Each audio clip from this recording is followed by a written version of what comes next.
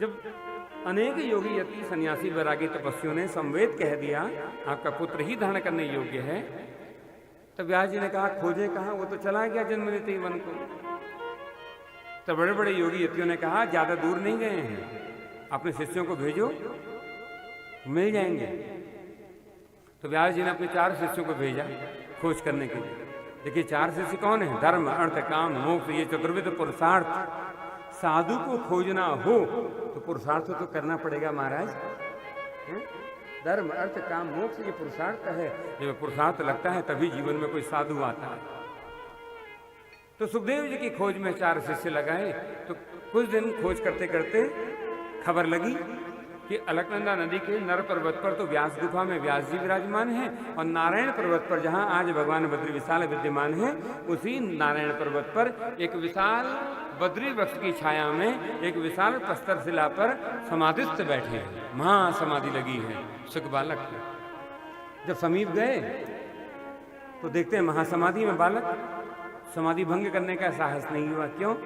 ऐसे ही कभी समाधि भंग करने का, शिव जी की समाधि भंग करने का साहस किया था देवताओं ने, कामदेव ने। महादेव की तृतीय नेत्र की ऊर्जा प्राप्त करके कामदेव भस्मीभूत हो गया था। कहीं इनका नेत्र खुले, हम भी भस्मीभूत हो जाएं, पता चले व्यास जी को कोई खबर भी ना दे पाए। तो 4 शिष्यों ने समाधि नहीं तोड़ी, व्यास जी के पास आए और कहने लगे गुरुदेव आपके पुत्र के विषय में सूचना मिल गई है, किंतु इतनी गहन समाधि है हमारा साहस नहीं हुआ उनकी समाधि तोड़ने का। क्या करें कि उनकी समाधि टूटे? तब भगवान व्यास ने श्रीमद् भागवत महापुराण का एक मंत्र निकाल करके दिया।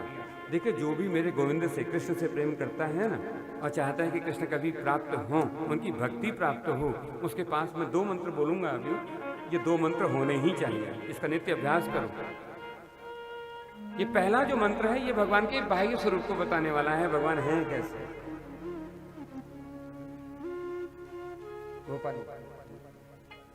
तो ये मंत्र दिया निकाल कर।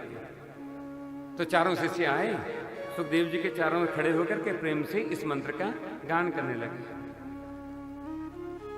वरहापीडं नटवर वपुः कर्णयो कर्णिकारं बिभ्रद्वासः कनककपीसं वैजयन्तीं च मालाम् रन्ध्रान् वेणुरधरसुतया पूरयन् गोपवृन्दः वृन्दारण्यं स्वपदरमणम्। कैसे हैं गोविंद? वरहापीडम, वरहापीडम, पीडम मतलब मुकुट, वरहा का अर्थ होता है मोरपंख। इनके माथे पर मोरपंख है। देखिए ठाकुर जी दिखते कैसे हैं, इस समय थोड़ा ध्यान लगा करके सुनेंगे तो ठाकुर जी का दर्शन होगा। कैसे दिखते हैं गोविंद? जिनके माथे पर मयूर पिच्छ मोरपंख, वरहापीडम हैं कैसे? नटवर। यहां पर मेरे गोविंद का नाम आया नटवर। नटवर, नट का अर्थ क्या होता है जानते हैं ना? नट जो खेल खिलाता है, मदारी, डमरू बजा डुगडुगी बजाते हैं और भालू नचाता है। ऐसे ये डुगडुगी बजाते हैं, पूरे जगत को अपने लीला विलास से नर्तन कराते हैं, अपने भक्ति विलास से नर्तन कराने वाले नटवर हैं। पूरे जगत को खिला रहे हैं, खेला खिला रहे हैं। वरहापीडम नटवर वपुः कर्णयो कर्णिकारम, कानों के पास जो केस है ना, और बाल कैसे हैं ठाकुर जी के? कुटिल कुंतलम घनरजस्वलम। कुटिल, कुटिल का मतलब होता है टेढ़े मेढ़े, है ना? कुटिल है, टेढ़े, खुद भी टेढ़ा है, बाल भी टेढ़े। कुटिल कुंतलम घन रजस्वलम, घने, इतने घने जैसे आकाश में कोई काला बादल आ जाए और रजस्वला बनकर के बरस जाए। ऐसी भगवान के केस हैं जिनसे करुणा बरसती रहती है। कुटिल कुंतलम। अब कभी वनमाली है कृष्ण, वन में रहा, वनमालिनी है गोपिकाएं, वनमालिनी है यशोदा, श्रृंगार करती हैं अपने गोविंद का। श्रृंगार करते करते उन वनमालिनी गोपिकाओं को याद आता है इनके बालों का तो श्रृंगार ही नहीं हुआ। तो क्या करती क्या है? कानों के पास बालों में कनेर के फूल लगा देती है। तो वनमालिनी गोपिकाओं ने अपने गोविंद का श्रृंगार किया, कानों के पास घुंघराले बालों में कनेर के फूल खोस दिए, लगा दिए। कर्णयो कर्णिकारम विभ्रद्वासः अर्थात सर्वम खलविदम, कण कण में है, कहाँ नहीं है, कहाँ नहीं है, सर्वत्र है, यत्र तत्र सर्वत्र है। विप्रदवास है, और है कैसे, कनक कपीसम, उनकी जो आभा है, यू कैन से ऑरा, उनकी जो आभा है वो कैसी है, कनक कपीसम, कनक कहते हैं सोने को, है तो काला कलूटा कलुआ है ना, किंतु उसकी जो आभा है, उसका जो ऑरा है, हमारे कलवे का जो ऑरा है ना, वो ऐसा लगता है जैसे स्वर्णिम गोल्डन हो, स्वर्णिम आभा, कनक कपीसम। और गले में क्या पड़ी है, अब वनमाली है महाराज, वैजयंतीम च मालाम, वैजयंती फूलों की माला जिसके, और हाथों में है रंध्रान वेणु अधर सुदया, अधरों पर रखी है बांसुरी।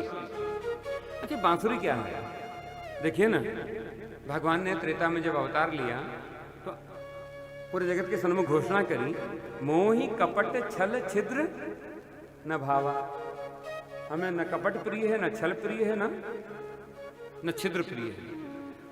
अब जैसे द्वापर में अवतार लिया महाराज, इसने वाद्य भी पकड़ा तो कैसा पकड़ा, जिसमें छिद्र ही छिद्र है। एक तरफ तो कह रहे हैं महाराज कि हमें छिद्र प्रिय नहीं है, उस पर बांसुरी पकड़ने, उसमें छिद्र ही छिद्र है। ये अपनी बातों से पलट जाने वाला नहीं। नहीं महाराज, बांसुरी किसे कहते हैं, कितने छिद्र होते हैं बांसुरी में, पता है किसी को? बांसुरी में छिद्र होते हैं 9, 6 तो ये हो गए ना, 6 ये हो गए, एक ही हो गया 7, एक हो गया 8, एक ये हो गया 9। बांसुरी में छिद्र हैं 9। इस संसार में जितने भी जीव हैं उनमें कितने छिद्र हैं? 9। 2, 2 4, 2 6, 7, 2 मलमूत्र विसर्जन, ठीक है ना, 9 छिद्र हैं। ये साधारण जीव मेरे गोविंद की भक्ति करते करते जब अपने को परमात्मा को अर्पण कर देता है, ऐसे भक्त को भगवान अपने अधरों का अमृत देने के लिए उसे अपने होठों से लगा करके बांसुरी बना देते हैं। भगवान के भक्त ही भगवान की बांसुरी है।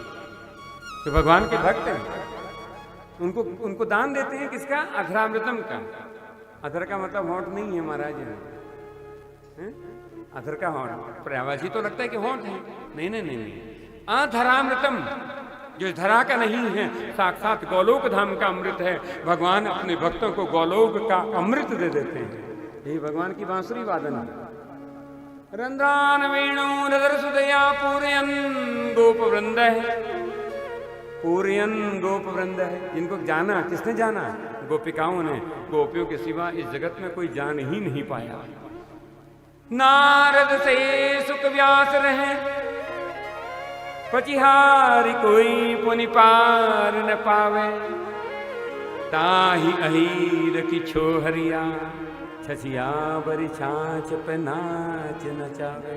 नारद, सुक, व्यास, बड़े बड़े योगी, यति, सन्यासी, यहां तक कि वेद जो भगवान की व्याख्या करने में सर्वसमर्थमान सिद्ध हुआ, किंतु अंत में कहने लगा नेति नेति नेति नैति नैति नैति। वेद ने हाथ जोड़ दिए, वो भी भगवान की व्याख्या नहीं कर पाया। किंतु ऐसे भगवान को जिन्होंने जाना है वो कौन है? गोप स्त्री परिवेशितो विजयते गोपाल चूड़ामणि। उन भगवान को किसने जाना? किसने विजय किया? गोप स्त्री ही विजयते, गोपियों ने जीत लिया जिसे, जिसको केवल गोपियां जीत पाई। तो गोपियों का जो पूर्णत्व है, वृंदारण्यम स्वपदरमणम प्राविशत गीत कीर्ति। वृंदारण्यम स्वपदरमणम, अपने पैरों से। देखिए भक्त के पास सामर्थ्य नहीं है कि वो भगवान को बुला सके। ये तो भगवान ही कभी करुणा करे ना तो अपने भक्तों के बीच में स्वयं चल करके आते हैं। ये गोविंद ही करुणा। भक्त के पास सामर्थ्य कितनी है? न हम में बल है, न हम में भक्ति, न हम में साधन, न हम में शक्ति। तुम्हारे चरणों के हैं भिखारी, दया करो हे। जीव के बस में केवल प्रार्थना है कि वो प्रार्थना करे। ये तो भगवान की इच्छा हो तो वो अपने भक्तों के बीच में आए। तो वृंदारण्यम, यहाँ गोपियों ने प्रार्थना करी कभी किसी जन्म में, इसलिए उनके बीच में स्वयं चल करके आए। स्वपद रमणम, अपने पैरों से चल करके आए, अपनी इच्छा से चल करके आए। तो चारों शिष्यों ने प्रेम से इस मंत्र का गान किया। नित्य करो, कभी न कभी आपके घर भी आएंगे। गुलाम अली साहब की गजल की पंक्ति याद आई मुझे, वो आएंगे जरूर जो उन तक खबर गई। तो चारों शिष्यों ने जब ये गाया तो सुखदेव जी की समाधि खुल गई। देखिए भागवत की इतनी महिमा है कि महा समाधि में बैठे हुए परमहंस की समाधि को भंग कर देती है भागवत। इसका एक मंत्र भंग कर देता है समाधि, शिव जी की समाधि को भंग कर देता है भागवत। तो जब गाया तो सुखदेव जी ने नेत्र खोले, किसके विषय में है, कौन है इतने सुंदर, ये वरहा पीडम मोर मुकुटधारी कौन है, ये कौन है जिनके हाथों में रंधान बेड़ू है। तो चारों शिष्यों ने हाथ जोड़ दिए, महाराज हमें नहीं खबर, आपके पिताजी ने आपको बुलाने के लिए ये मंत्र दिया है। और जैसे ही पिताजी सुना, सुखदेव जी को फिर समाधि लगी।